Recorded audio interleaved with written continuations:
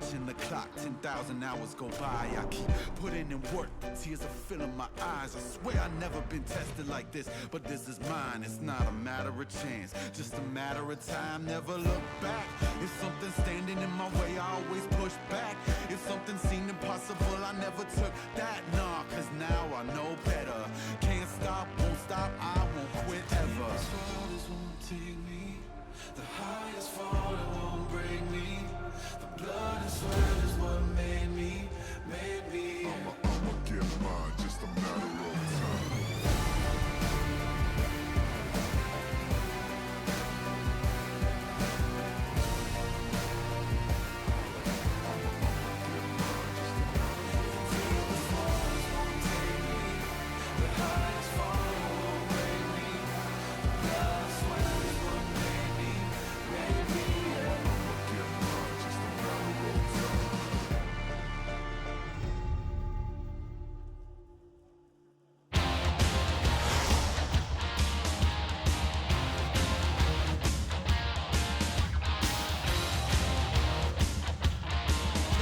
Welcome back, guys, to the LCK. My name is Joe, and here with Damgon Bitto as they cover Game 1 of that semifinal for LCK Summer 2018, and we're going to be looking at how Griffin, through all the obstacles that Afreeca did bring along in that first game, was able to defeat their opponents and was able to take that Game 1 to themselves, and really was the kind of the big team fights, as we always expect with Griffin, having the big team fights always late in the game that really turned the tides and really, once again, just claimed their authority over their opponents. And we'll see how exactly Griffin got the job done. And this was right around just an E skill being just clicked up by Lehens on that Braum. So giving that shield for that level 1 just really allows that basically any type of CC opportunity that Kramer tries to bring onto himself, onto his opponent, basically neglected every single time that Lehens just sends out the E, and you see that pure lane dominance as soon as from level 1 and onwards. And that's just a little bit of difference in terms of situational skill clicks. You would usually think that maybe the Q will be a lot more suitable for the Braum in that level 1 phase, but Lehens once again 200 IQ there just to make sure he has that lane dominance for the earlier phase and gets that bot lane off to a good start. We knew that just throughout the game that Swain had really no impact for the entire game number 1, and it just all could have started with the little things out there, and the Lehens showing why he is still one of the best. And that all went through a big hurdle for Afreeca that was trying to get the lead on towards and trying to cover their advantage and see what they could do. And we're going back to the bot lane for another highlight, and we're going to see what we're going to see. Just a Kramer just casually clearing out the lane and just trying to push the lane forward, but you see that the pushing advantage was always towards the side of Griffin, and with the Varus it does a very good job. And also really saw basically with any time that Afreeca bot lane, those two guys were trying to recall back to lane and recall back to base and trying to get back to lane. That was like when the lane was already past them and they had to really cover their disadvantages most of that game. And once again, this is right here, see Lehens going to the Ghost for that summon spell change, and see just rapidly rushing in with the Olaf and even the Gnar helping out in the back end. Just really went to a really easy gank, and Lehens once again showing the situational decision making became very crucial for the success of the bot lane for Griffin in that game 1, and we saw many instances of how that really flourished into a potential Griffin victory the more and more the time went on. And it all started from the early game, and really went to a lot of credits over to the support player over from Griffin, and really was a close matchup altogether. I'm sure the fans had reacted quite heavily to what we thought would have been an easy matchup for both teams coming into this one, because both teams had such high expectation for everyone. And now we are looking at Griffin still at the top of that implication of how good they actually are. We're gonna slowly figure out one game after another, as a potential game 3 could end it out if they do get a clean sweep, but otherwise we might just see a kind of a fighting back for Afreeca in this game 2. But let's go for basically a one-line summary And this is a wing spread. Griffin is what he said. Very clean one-line summary from Bito. First time in the season, and it's been an entire season just passed on. Today's the last day, but finally we get a clean one-line summary. I'm very proud of him. And that's going to be me passing it back to you guys, and hopefully we get a clean game number 2 to suit just as bad.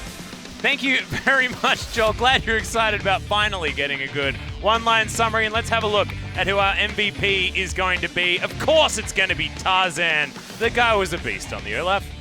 Bito needed the postseason for his postseason buff. This man didn't need a postseason buff. No. The regular season was very kind to Tarzan, right up there with Score as our best performing jungler in Korea. 5-0-3, and the reason why I voted for Olaf wasn't the fact that he got the first 3 kills and was 3-0-0, but then there was that long lull in this game. Very long time where it seemed like Afreeca had just scaled the way back in, and yet Tarzan, on a champion that traditionally falls away, was able to actually find a way to take the game by the horns and actually win it. Going for the BF sword straight into Elder for the faster speed there, adjusting his build and again to the situation. It's very tricky to show much in the late game as Olaf, and yet Tarzan was able to do that in this particular game number 1. However, I mean, the Elder Drake was still a 50-50, but good smite timing from Tarzan as well to guarantee that they had that advantage, and they never let go of it as the game continued. And this was honestly Afreeca without any other options at this point in the game. And I would say that 50-50 is at a time when Griffin was without few options. I would say you just let the game extend another 15-20 minutes with no action, they probably lose. And a 50-50 is worth taking if you look at the end of state of the game and think, well, if we don't get it, we probably lose anyway. Exactly. I think you're absolutely right. I wasn't saying that it was necessarily a bad thing. I was just saying that his smite timings were certainly on point. Spirit needing to find his. As we move into game number 2, looks like no subs, nothing like that. No Mowgli going to come in. Not going to see aiming. Not going to see Rather either. As both teams keeping their squads together, moving into this second match. Ahmet and Zephyr, the drafting coaches of Afreeca, smiling in the booth as well. There is still so much League of Legends to be played today.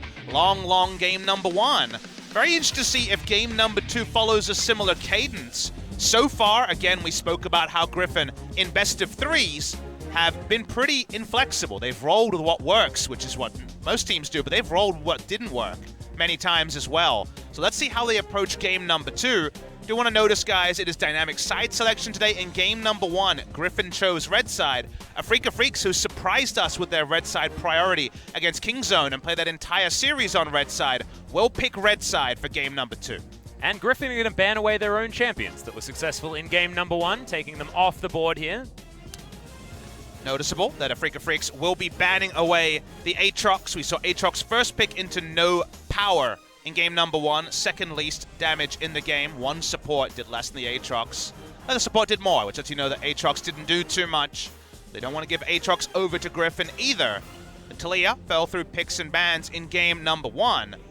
Griffin would love to ban away more of the threatening champion pool from Tucson and Spirit. To me, those are the 2 that you want to target the most, and they'll stick with Tucson. That is the pretty standard ban of the Rakan against Afreeca Freecs. Well, Tahm Kench still available as we move to the very end of this draft. Going to be banned away here by the Afreeca Freecs, but it means, like you say, Talia available once again. Do you first pick Varus is the question I asked Griffin, because they prized it away in game number 1, and Afreeca love red side flex pick of Varus. It's also the super high KDA coming through from Kramer. So against this particular team, rather than a power level pick like Zoe, I would really like something like the Varus. The Alistair is another one you could try to prize away. Something they've done before, pick for Lehens.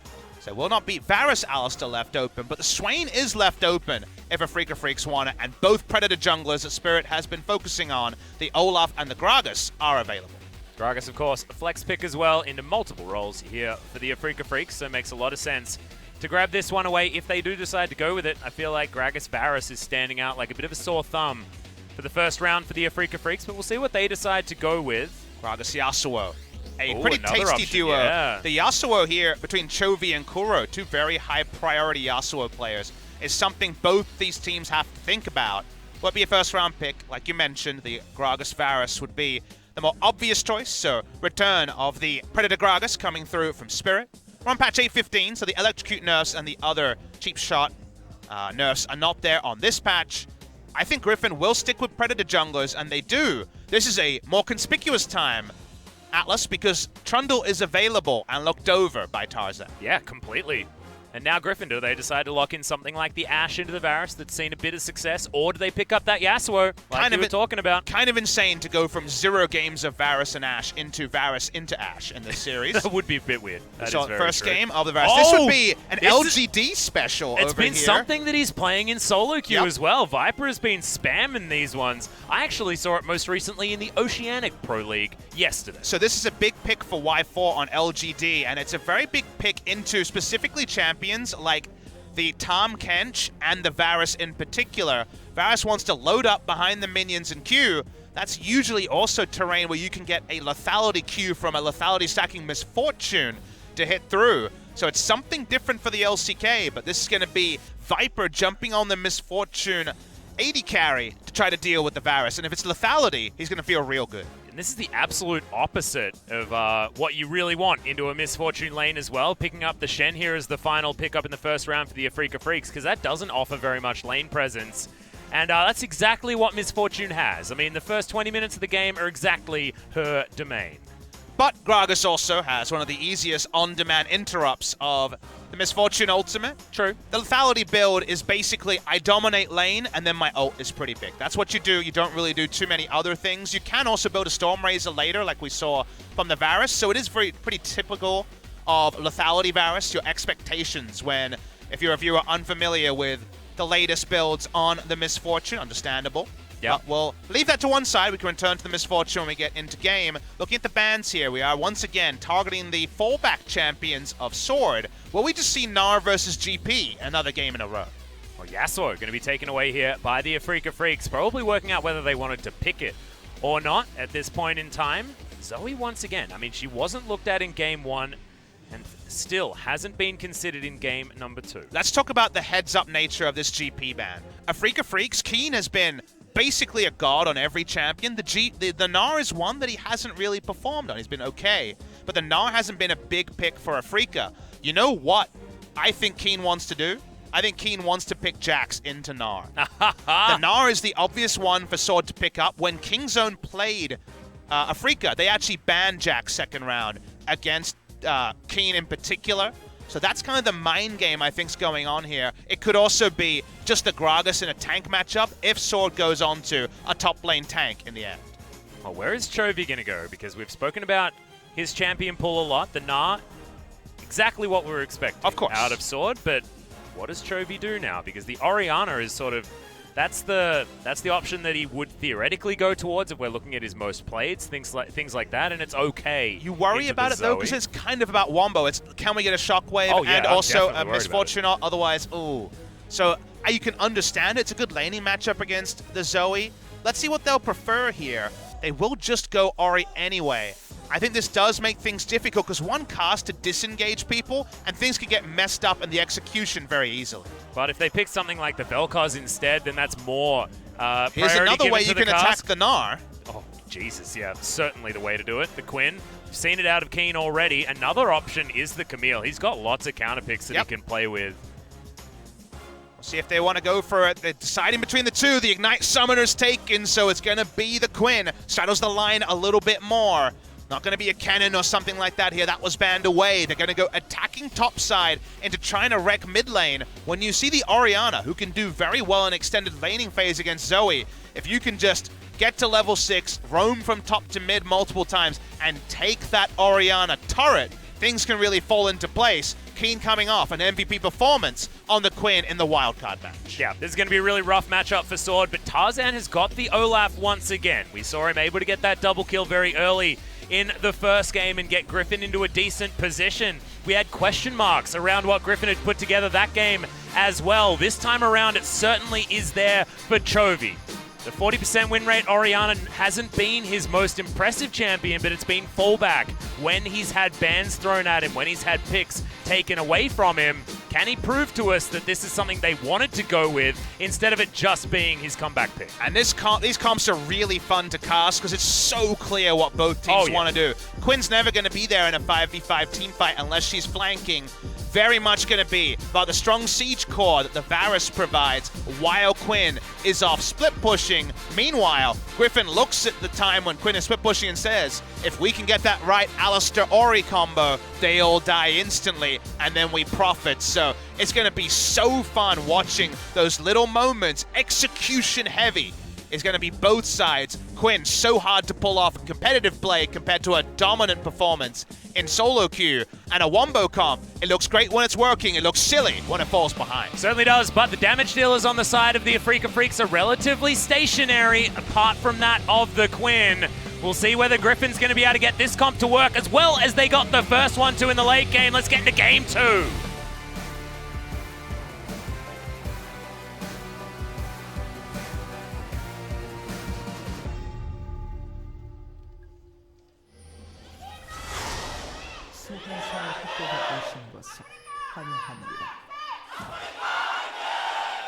Afreeca fans, so incredibly loud. Remember, guys, if the Afreeca Freecs win this series, they are going to Worlds. That is a guarantee, because they'll either win LCK or have the most champion points, because KT will be already going to Worlds after the win. And if Griffin win, they're in the final, which already is a story. That means they are one step away from the true royal road of winning the LCK with 6 rookies and a rookie coach in your first ever split in the LCK. But importantly, they are not locked into Worlds because they don't have circuit points from spring season. They're not going to be able to make it. They would be the final boss in the gauntlet if they were to lose the final, and Afreeca would go anyway. Seeing this historical pick here. 2017 spring, good old Sangyun, who likes the one-offs, jumping on the misfortune that day. Already mentioned it in Champ Select if you're joining us late or on the VOD. This is once again going to be Comet, just like in game number 1 on the Varus from Viper. It is a lethality misfortune played a lot by LGD's Y4, who was also guilty of the bot lane Orianna in the LPL. Seeing some play, it's specifically picked into Varus as an AD carry and very strong against Tom Kent as well. Ability to poke him when he's trying to open up with his Q is what you can match there. And notice that Kramer is not going for a full lethality build. He is going for the much more normal lethal tempo. Still going to be great poke option for Viper. Certainly feeling a bit of the pressure, though, because he's gone Resolve secondary on his more attack speed-based Varus, which certainly has been his favorite. Oh, you don't go Resolve secondary and that lethality Q hits you for 700 damage. You just exit lane as you enter it. So a lot of respect being shown there, but nice for you to point it out, Atlas. That is a nice little gamesmanship choice against someone who has so much lane presence, whether it's support or AD carry in the Misfortune. Yeah, if you haven't seen Misfortune or played against Misfortune for a while, you can sometimes make the mistake. I certainly have in solo queue when she lands a double up and you just die. You think you're going to dodge the ult, and then you forget the Q is just going to bounce onto you and kill you before the ult even comes online. It's almost like you use a zoning bullet time. Is a Doran's Ring start as well, just for mana sustain. Coming through from the Misfortune. Was an old pick on Jhin, of course, people will remember. Also, Make It Rain being AP-based as well means that you can get a little bit more harassment, as we saw already utilized. Kobe playing this lane out very nicely. Oh, has AP scaling. There's all little reasons that incentivizes some champions like Jhin and Misfortune who do try to get lane control. And people will look back at game number 1, and the final build, right, was Comet with the lethal tempo build of Rage Blade and Blade the Ruin King, and say, well, why did he even go for Comet?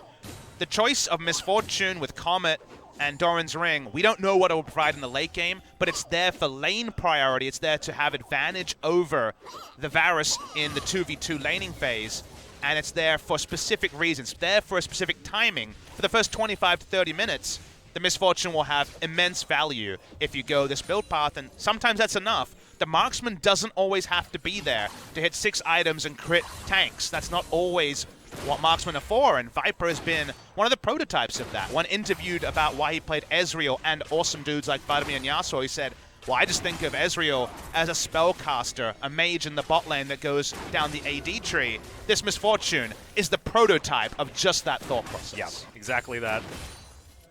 Currently playing it a little bit like support Misfortune of old. If you hadn't been, if you haven't seen too much Misfortune since she was popular, that was exactly the Misfortune that we were seeing. An exhaust going to be picked up by Kuro here. Always feels like an all-in when you see her summon a spell. God, I hate Zoe. Very frustrating. You and everyone else, Atlas. Yeah, that's true. But I hate her for different reasons. I think that she's fine. I just, I struggle to work out exactly what she's trying to do, and there's just so many summoners going everywhere. Predator junglers on both sides. I think Spirit caused a lot of people to reevaluate the choice of Electrocute and Predator. You might think, oh, but wasn't it nerfed? But remember, we're still on 8.15 in competitive play. EULCS was also on 8.15 this weekend. So the bigger takeaway there is that Predator and your ability to have huge gank pressure is being preferred to Electrocute on a lot of junglers. The Olaf always love Predator, and speaking of Predator, Olaf. Yep, you're going to have the headbutt moving Toussaint back as well. Spirit's Refuge not going to provide nearly enough, as he's not even going to find any taunts here as Viper. The auto attack not going to be there. He wanted to flash, but he didn't have any mana available. Walks over. The control ward does Toussaint, and Chovy was back in base, so he's still going to be able to make his way out. That ramping up auto attack damage not there from the Misfortune, so final auto onto a target already marked doesn't do enough damage. Frustrating from Griffin. The gank path, the gank timing was perfect, but Orianna in base buying the double dank seals means she's not there to clean it up. They get a lot of time wasted from Afreeca's duo, but Spirit can come in and push in the wave, and they don't even get the preferential lane back either. Yeah, Chovy, that's a lot of Dark Seals. Yeah. Really wants to get as much value out of his Corrupting Potion. It's also the most lane presence early, and the worry is that Orianna, who does do well in trades at level 7 to 9 against a Zoe, if she doesn't get hit by Trouble Bubble, might just find Quinn in her lane 3 times and lose the turret anyway. So wants to get the maximum amount of healing and also just oomph. 200 extra mana, a bit of extra ability power. It's basically saying, I don't want to be pushed out, and then Quinn comes and takes my turret. Well, Quinn at the moment is going to be going home. Tarzan was thinking about trying to grab a gank up there, but Keen says nope. He's hit level 6. He can utilize his birdie form. He can just head back towards that top side all too easily. Viper happily farming here towards the bottom side as well, as Lahen's just setting up shop, wanting to deny Kramer as many minions as possible. Difficult to do when Piercing Arrow is going to be there to take a lot of them down. That's probably why you were so surprised to see the Shen Varus is the final answer, because the Varus part, understandable, was prized and taken before Misfortune. Shen is also someone who really can only taunt. That's his only real lane function, apart from a Smart Spirit's Refuge at times. So he kind of just gets hit by Qs by Misfortune quite a lot. Doesn't really have a lot of lane presence here. So it does double down on how much presence Griffin have. Not often is Alistair seen on the winning side of a 2v2, but is seen on the winning side of a 2v2 when he's next to Misfortune. Oh yeah, almost everyone is. In fact, I would have liked Lahen's to pick Brand and just gone all in. That lane is repugnant. Spirit looking for a potential gank here. Not a lot of mana on Kuro, but does have the blue buff, so that'll be changing very soon. Tarzan moving on up. Vision available from the Afreeca Freecs, but hasn't been spotted just yet. Finally gets pinged out. Tarzan spotted and, of course, knows that with the fruit being taken already, that the enemy jungler's been in the same quadrant. I don't believe he spots the ward there. Yeah, it's not being cancelled out by his control ward. The Spirit's not going to be surprised in this case. Spirit not going to be spotted, though, at this point in time either. Tarzan doesn't know he's on a ward. Ocean Drake, yeah. There's a lot of incomplete information going on here, but not ships in the night by any means. Yep, Toussaint's going to be able to land the taunt here onto Lahen's. His flash is going to be utilized to get out of the way of the Paddle Star, and that means that Tarzan is not going to be able to find this Drake. Yeah, well, they're looking for it. Okay, gets himself the shield from the Command Protect. Trouble Bubble doesn't land onto Chovy from Kuro. It looks like Spirit doesn't want to take this dragon, and a lot of summoner spells now used. Bullet Time comes down onto Kramer, who loses only half of his health bar. Still, half of his health bar and gets into lane at a bad time. They have picked Misfortune with Comet to keep Kramer away from having 2v2 control. They want to take Drakes. They want to be able to invade, and Comet Misfortune into whatever flavor of Varus you get is going to be a winning matchup. So it's fine to use the ultimate just to keep Kramer on the back foot. Moment Chovy with a fair bit of control in the mid lane as well. Wave pushing towards him and does have CS parity. This is the time where Zoe's going to become scary. When she goes back, grabs a lost chapter or whatever she's going to get first. Certainly going to be where Zoe starts to become a problem. I guess we should talk about the Quinn, because not everyone would have watched Keen playing this the next Arena in the wildcard match. We all know how strong a laner she is. When you see her, when you're auto-filled into top lane and see a Quinn, you just kind of rack your brain for anything that can get through the lane. It's a tough one. The reason why in competitive play, even after a couple of Quinn nerfs, as Chovy eats the Ignite because just so he thinks. Yeah. The reason why we still see Quinn is that at the end of the day, you have to remember that all her items were buffed this patch. It was one of those things you forgot. You're like, man, so many more crit marksmen now that their items are 700 gold cheaper. Keen just went a 700 gold Infinity Edge Zeal item Stormrazor build on the Quinn, and also reached just oppressive split pushing power earlier into the game with solo farm. That's what can happen. So play the Ruined King into full AD build is very, very viable for Keen on this particular patch. And speaking of Keen, at least Sword has been able to reach parity so far in the lane. Yeah, deciding to go for the Ninja Tabi and the Kindle Gem to give himself as much staying power as possible. Did the same thing against the Gangplank, but certainly much more necessary against that of the Quinn.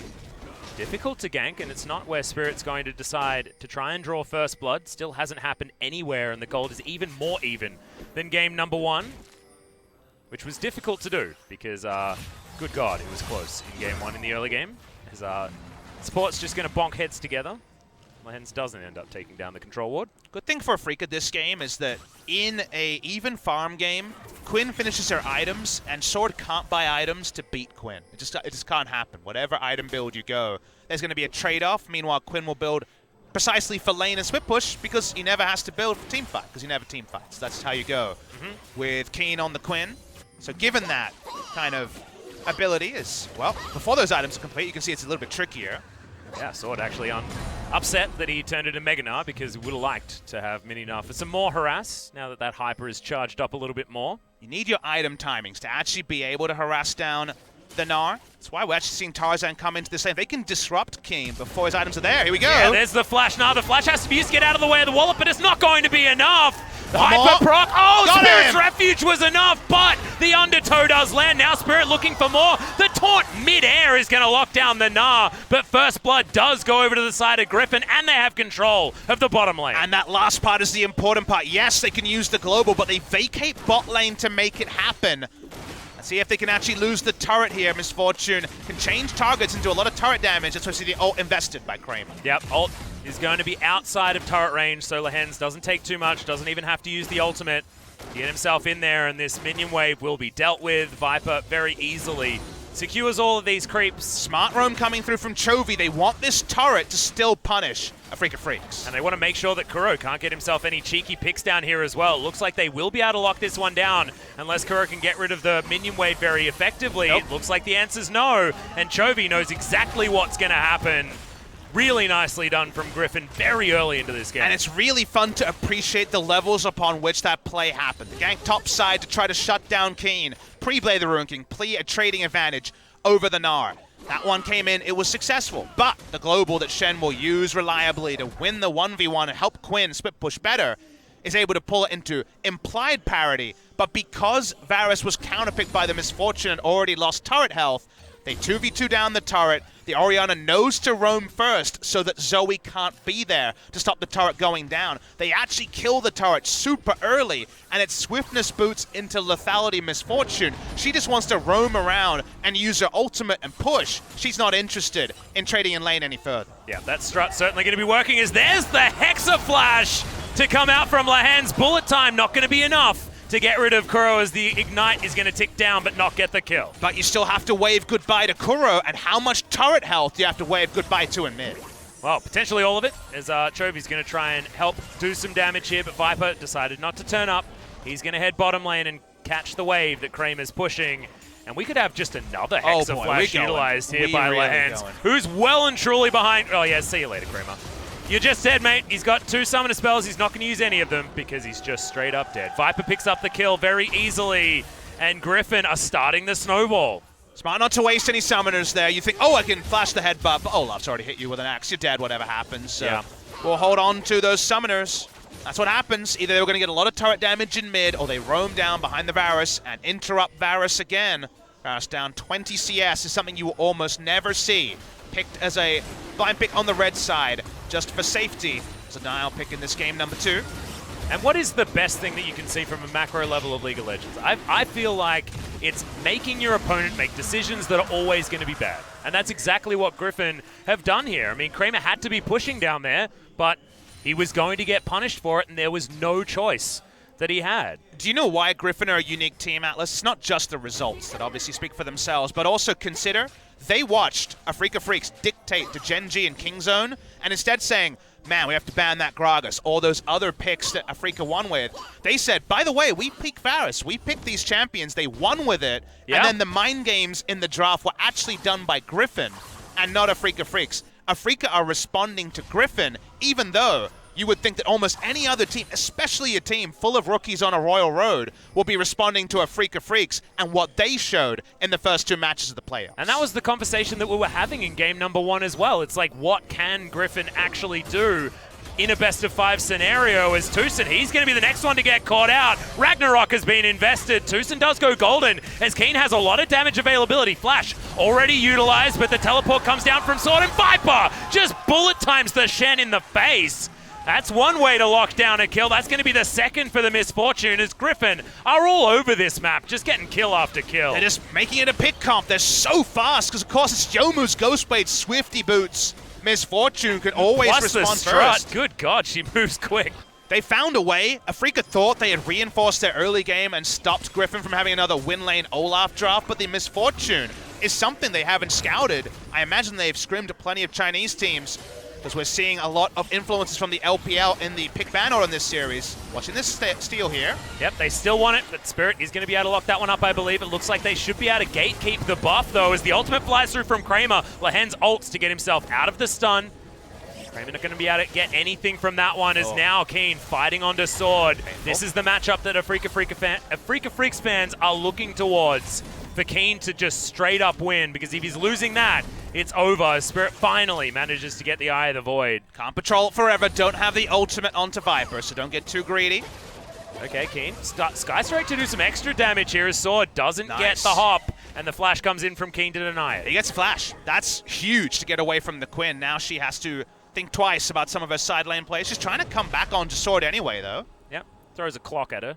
So, at least going to be intimidated by the Gnar. It's going to be able to stand under a turret now, though, so things should be okay. The Vault threat still there as Keen's just moving past the minions. Tarzan shadowing here. Yep, as we say, the Vault does come down. Blade of the Ruined King going to be invested here, but Keen has got so many creeps down here on the bottom side. It will be a 2v2, but remember, Sword is exhausted and doesn't have too much more. The flash comes in, actually switching them as Tucson is going to help grab that first kill. Now the flash has to be used to get Tarzan out of there, paired with the ultimate as well. It's a good pick, as now Kramer, once again a sitting duck, but it's a good flash out of the headbutt from Lahen's. They trade flashes, and Kramer's even able to get some good damage back. Nothing available for Griffin. Really nice play from Afreeca. Trying to make a play top side where the Rift Herald is not. Always worried that Gragas will increase the tempo of the trade, but he's going to hold on to the Rift Herald for another moment. They get the kill bot side, so nice moment for Afreeca Freecs. Kramer's not flash again, so at least that part you're feeling good about. If you're Griffin, you got Summoner down on the Quinn and the Varus. This Varus needs to auto-attack. It is not just a Q-Max with Comet lethality Varus. But so far this game has been blow for blow. I think Griffin have had the better of the early game, but definitely not to the tune of a game-winning lead. Yeah, certainly not. And we're looking at win conditions here as well. I mean, Misfortune winning lane, coming out very strong into the mid-game is something that Griffin needed to do. Keen getting ahead, that was something that Afreeca needed to do. Both of these requirements have been met for both of our teams, and now who's going to be able to control this mid-game the best is the question on everyone's minds. Viper picks himself up. The makings of his Duskblade will have so much threat when that finally does come in. Already 2 serrated Dirks worth of lethality picked up for the Misfortune. Probably going to be all-you-can-eat Dirks this game. I imagine you go the way of the Edge of Night just because you want something to stop Gragas. Gragas the only person who can actually interrupt the bullet time very reliably, so Edge of Night plus Ultimate is a very possible combo we see in this particular game. Run second item in our first game of the night, if you're joining us late. I think Lord Dominic's Regard third item is just too good on Misfortune as Agreed. well. I mean, it's good, but I think it has to be maybe fourth, just because, you know, it doesn't really matter how much damage your ult does if it's interrupted. Yeah, and the squishiness of Afreeca's comp means that lethality does feel pretty free. You're right. So here we go, roaming through. Keen still rotating through, about 50% of cooldown of the way to his flash. Seems like the Rift Herald is going to be the next flare point in this game, as Sword is spotted by the W. Yep, Harrier flies out. Lets him know exactly what's going on. But he's pretty comfortable As his Black Cleaver, Longsword hanging out there as well as Viper. Okay, fair bit of damage opportunity. Is good God, he runs so fast. It's like early game powerhouse Jhin. You know, Jhin just goes way too quick, but you got a dissonance on you as well as your Swifty boots and your passive. The thing you have to remember, though, goes so quick. the difference between the two is that when Jhin runs at you, each shot, you're looming the fourth shot, right? The extra damage that does. Misfortune does less damage with future autos. Yeah, true. Very, very much about the opening burst, but after that, it falls away. Rift Herald is commanded, but just like in game number 1, this is not going to actually crack a turret 2 games in a row. Yep, Shelly's just going to smack around at some minions underneath this one, but does get it relatively low. Remember last time around it was to save an Aatrox turret, because Aatrox had no ability to siege. Did make sense that they just loosen that one up, but Kuro on the Zoe now does have some sieging capabilities. About even when it comes to how healthy these turrets are in the mid lane. So again, we talked about in Champion Select how this game was expected to go. Keen hits the side lane and pushes, and the 4-man core of Afreeca tried to delay. Problem there is, they don't really have much way to engage onto the 3-man core of Griffin, and this Misfortune is already in a really nice spot of power. Still, Afreeca Freecs will kite down and pick up their first Drake of the game. If Griffin walk up while Keen is split pushing, there's limited ways to stop both Griffin engaging and actually engage onto Griffin for Afreeca Freecs. Well, you can see Lehens, he's posturing. Wants to get himself another Hexaflash pickup. Can't find it. They know that Kramer doesn't have that flash, but not long until it is back off cooldown and he gets himself back into a position of relative safety. Tracking the Varus flash will certainly be forefront of Griffin's minds and also needs to be what we need to be paying attention to as well, given that does hinge Afreeca's ability to play aggressively. About a 900 gold lead for the Quinn. Expected, something that you just expect every Quinn to do, kind of cut your gangplank in a decent matchup, same sort of story. Yep. The Olaf is probably going to once again go for this I'm a roaming damage threat rather than going for any semblance of tank items like a Righteous Glory. Probably going to be Black Cleaver again coming through from Tarzan. Well, you can see Griffin trying to siege this one out as Viper moves so incredibly fast. Yep. Pops the Ghost Blade and gets out of the way of the explosive cast. Doesn't have to use flash onto that explosive cast, means he can walk up again. Griffin slow and steady when it comes to this mid lane siege. Slow and steady both ways could be so viable. Remember, it was late game Quinn and outplays from Keen that won them that game over Gen G. So while they won't be able to team fight, there's no reason they can't emulate what Griffin did in game number 1 or just what they have done previously and out macro Griffin in the late game. One of the problems here is that Griffin are putting Chovy and Viper in the same lane to try and siege this outer turret mid. They just desperately want that turret. They really do need it. It's what you can feel, but Kramer's been able to clear out minion waves pretty easily as once again Keen flies through with the Sky Strike, actually looking for the solo, flashes under and has the Ignite to definitely secure it. All too easy from the Quinn. It will mean outer turret falls in the mid lane from Griffin. Does it? I don't know whether it's going to be enough as there's bullet time paired with the shockwave. A lot of damage comes in as Viper has to use the cleanse and has to strut his way out of there, and they still don't get the turret, they don't get the kills, and their top lane is dead. With the mid lane turret knocked down, they don't get the vision. Kuro poking in, he's able to get damage out of range. Keen returns the side lane push. This is exactly what Afreeca were looking for. Because the mid lane outer turret is down, Lehens and Chovy together can't pull off the engage. And all of a sudden, the tides have turned here in favor of Afreeca Freecs. Keen grabs those 2 items, takes down an inner turret bottom lane, and will continue to be a gigantic threat. He's got so much money in his back pocket as well. Things only get worse for Griffin if they're anywhere near this Quinn. This is definitely just a game of ultimatums, of statements, of posturing, of people saying, don't you know what we can do at certain power levels? We knew Keen would reach this level. 1 item wasn't looking great, 2 items. He's working his way towards his pseudo 80 carry build. He's got the rapid fire cannon. He's working towards an Infinity Edge. As the next item build here, Keen is online. Griffin can't get the mid lane turret to actually use the engage they've drafted, and that means Afreeca Freecs find another advantage. Yeah, I really hope it's the Infinity Edge as well. Just keep the stopwatch until you have to use it and then build the GA. Otherwise, you're not really getting very much value out of the 600 gold of the stopwatch. Like what you say there, is Chovy going to push out this wave? He's been relatively quiet, as a lot of our Orianas are around the mid game. Charging himself up for that shockwave. Landed his first one. See whether the next one's going to be better. Now on 2 items. Morellonomicon completed. Griffin certainly still powerful in this game. The gold still not even a lead for Afreeca after what was a beautiful passage of play that we just witnessed at around 22 minutes. But there's certain things Griffin can't abide by, and Varus solo farming topside after being shut down by both the Misfortune pick and the rotational play from Griffin can't happen. They need to drag Varus into fights before he hits his items. Griffin walking up, get another auto. They should get the turret this time. Yep. Even though Viper has to tank it for a little while, thankfully Command Protect is available. And finally, that outer turret falls. Keen, he's got a long ride to get towards a turret here towards bottom side. But and that mid is finally a long lane for deep vision to actually allow an Alistar Ori combo or another initiation play from Griffin. Griffin is very much on a timer. If Quinn keeps pushing, she's going to get those turrets. And she's going to try and find a split push inhibitor. But if they can punish with all they engage, maybe it doesn't matter what Quinn can do in the one and bot lane. Yeah.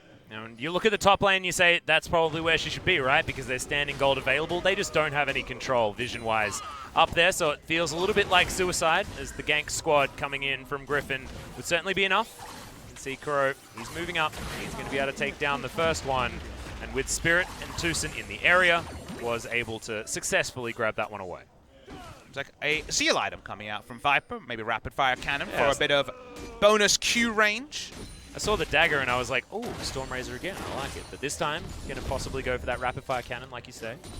Many different schools of thought as to the best way to min-max items. You could understand Storm Razor Infinity Edge, you can understand rapid fire cannon just for a bit more poke. Was the Storm Razor third in game number 1 coming through on the Varus. So yeah. Viper does do it his way, as the bot lane Kled and all his cavalcade of awesome dudes should remind you. Bean. Tarzan's going to find Keen here, but who's found who as Chovy's going to run his way down. Keen running so damn fast with the Blade of the Ruin King available to him. And Phase Rush, baby. He loves the Nikes, did it on the Rise, does it on the Quinn as well. Super quick. Adds to his ability to chase, and as you can see, his ability to get the hell out. If he feels like he's not going to be able to do it, it's going to once again be Black Cleaver. Hex Drinker already completed here by Tarzan as well. We'll see whether he does decide to go towards a Guardian Angel that was so effective in game number 1. Static Shiv actually is the second item from Kramer for a bit of burst. Wow. He's gone Swifty Boots as well. If you had double Swifty Boots carries in the semifinal of LCK in the pool, I guess you won. Congratulations. And neither of them are Jhin, which is the crazy part. None of them are Jhin. Crazy to see. He's going to run along over is okay. Kramer doesn't have the flash still, remember, but the cask for the disengage was so nice. Bullet time, once again, not going to be able to take the life of the Varus as Griffin. They try to start a fight, they don't get anything. Kramer did not have flash. That's why so much was invested by Lehens. They don't kill him. They know he's chunked out. Sadly for Griffin, they're going to have to recall from this anyway, so they feel bad about Lehens expending his flash for no picks or game state changers as Kramer does not go down. Yeah, they do manage to get the ultimate from Spirit, but we know Explosive Cask has such an incredibly short cooldown. Kramer as well, throwing his ult into the mix. Stand United being on cooldown could be something that Griffin could play around for the next minute or so, but even that is going to be up relatively soon. Viper completes his third item before Kramer has even started his. That is certainly good news here for Griffin. Can they actually find any opportunity to utilize it is the real question. Still for Sword, you feel like one summoner spell is removed because the Shen ult does function as a summoner spell for Quinn to win the 1v1 harder, but the Ignite is still there. He's still going for double summoners, if you think about it, to try to dominate the lane. So it doesn't actually relieve that much pressure from the Gnar. So Shen ultimate will be up in a few seconds. He's going to spot Gnar. Yep, throws down his control ward. Crush has to be used, and Keen not going to opt in for anything more and just sets on up, calls in the bird. Continues to be a menace on the bottom side. The bird is the word, but IE is also the word for Quinn. Yeah, I like that he picked that one up instead of the GA. That's what he's doing again. He's going full offensive. We'll see if he just skips the Storm Razor and goes for a second Zeal item. Very possible. Just wants to dunk lane harder and harder. The Gnar has built Randuin, so not really going to have any true return threat onto the Quinn. Going to have to be about a TP and a prayer for Sword in this game. Wants to go 8-0 on the Gnar in summer season. A tougher ask when Keen has really counterpicked him in this game. Oh, yeah. But this is how Sword plays the Gnar. He's not necessarily our lane-dominant Gnar players like a Smev would be. Is right into a Pulverize. Keen taking so much damage, even gets the follow-up stun. And that means the end of the life of the Quinn, and no flash either. That's huge news for Griffin. Griffin didn't even know they were going to get a fried chicken delivery in the middle of the game, but they get one. They fry down Quinn. What can they get with this advantage? Remember, no teleport on Keen. Very quick to rotate, but this is map control Griffin. Well, they're looking for the Baron here as Kuro gets a lot of damage onto Tarzan. That means a lot of attack speed as teleport is going to be invested here. Okay, Kuro, what can he actually get done as there's the explosive cast. Tucson can't find anything, was looking to layer on another ignite. But the Olaf should be able to get himself back home. No Baron to be taken, however. Gragas ultimate so easy to stop the Baron. It means that Olaf has to pop his own ult, and they have position on the mid lane turret as well. So they get a pick, but they can't get the Baron. So much poke from Afreeca. Very difficult to do. Well, Trouble Bubble means that Viper can move up, complete some of these minions, but Kramer just stands there, takes out inner turret in the mid lane. Only one inner remaining. 5 turrets taken here by the Afreeca Freecs as Griffin.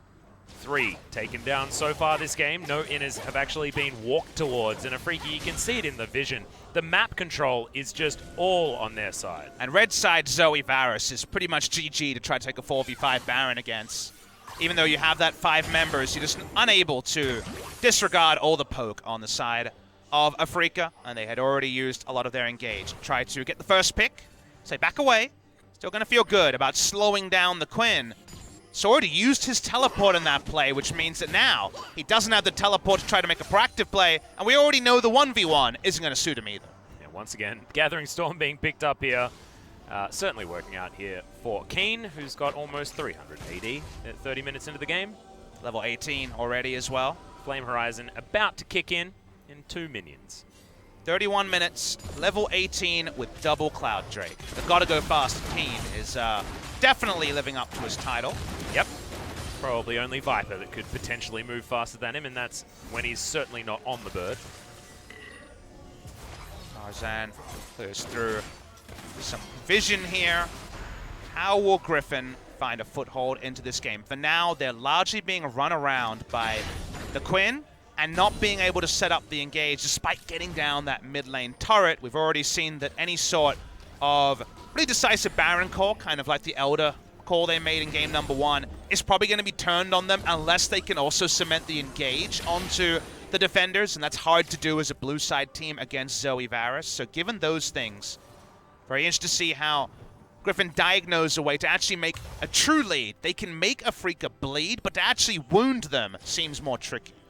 I feel like when Chovy does pick up this Rabadon's Death Cap, though, and then even further than that, the Void Staff will be very important here for the Orianna as well. He's farming extraordinarily well. Yes, the scoreline is 0-0-0, but when you have the Orianna insurance policy, with a composition like this, when you can pop the ball onto the head of the cow and then throw him into a fight, certainly is an opportunity for Griffin to find something, as Predator was invested there from Spirit, but doesn't find anything. Zooming in onto the Flame Horizon, I'm sure when people saw Gnar take a good trade against Keen at level 9, they thought, what is he saying about this matchup? Nope, Keen is just going to run around the Gnar and continue to build for lane. Makes it very tricky for Gnar to pick up anything other than the dregs of a couple of minion waves when Quinn decides that the Gnar can get near them. Yep. Being dictated to at the moment is Sword. No answering Flame Horizon, small lead for mid bot lane. So because of the Quinn being able to rotate so fast and the teleport nerf, Quinn just having so much more map mobility means that it's just, honestly, Gnar losing minions to the turret that makes up a lot of the gold lead for Afreeca Freecs. Now triple Cloud Drake as well. And that is actually noticeable movement speed, even in combat. So big deal for the Afreeca Freecs. See 6%. Nothing to scoff at, guys.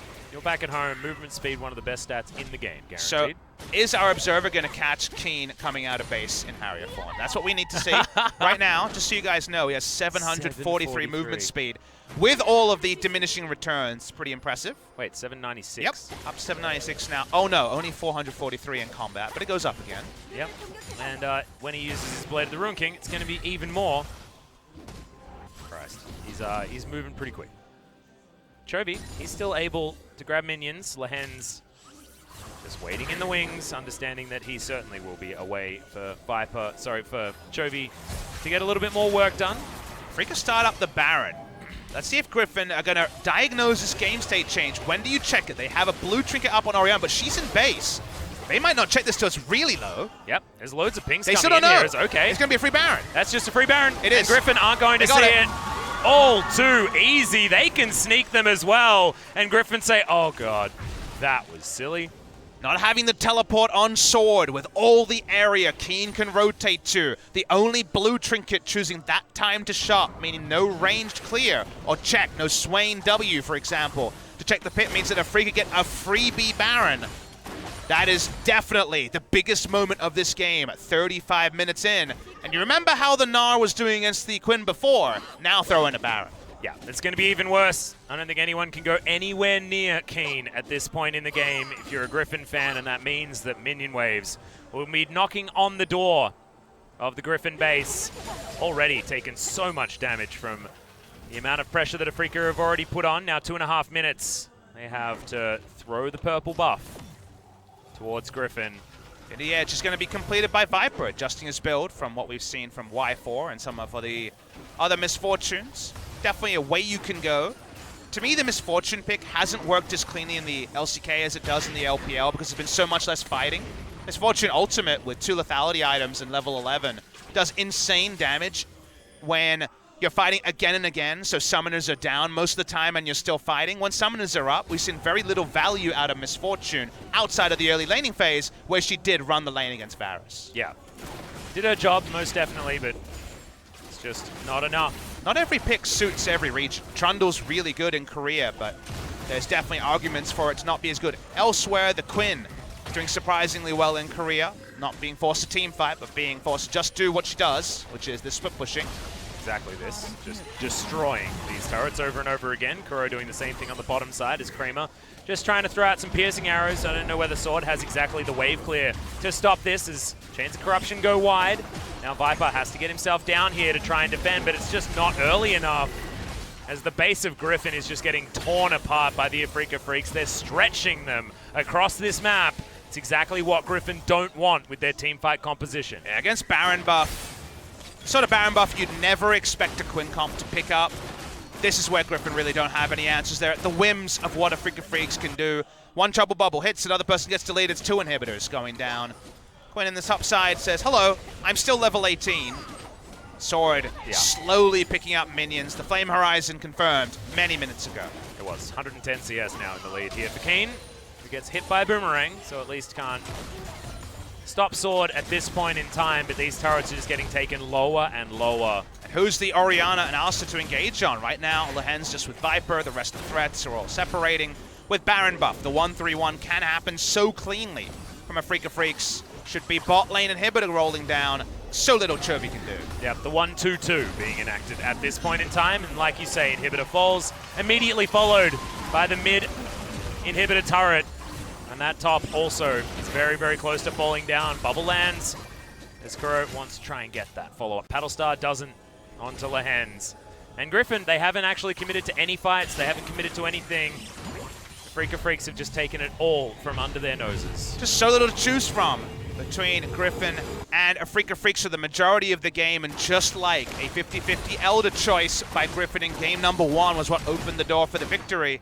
It's all about the smart Baron timing from Afreeca, the sort of fallback mechanics that their approach as a squad has been. This team doesn't scrim much because they only really run internal scrims. They don't do much scrims against other teams. They don't do much solo queue because they're so focused on refining their own techniques and shrouding themselves in a bit of mystery.